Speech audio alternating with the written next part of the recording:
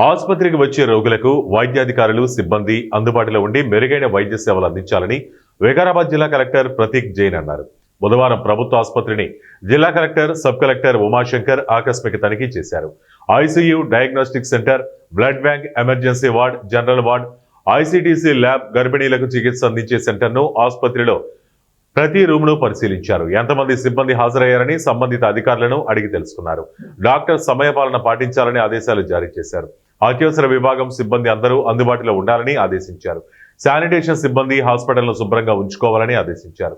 ఓపీని తనిఖీ చేశారు. ఆసుపత్రికి వచ్చిన పేషెంట్కు వివిధ పరీక్షల నిమిత్తం ప్రైవేటు ల్యాబ్కి పంపించరాదని ఆదేశించారు. మందుల రూమును పరిశీలించి అవసరమైన మందులను అందుబాటులో ఉండేలా చూడాలన్నారు.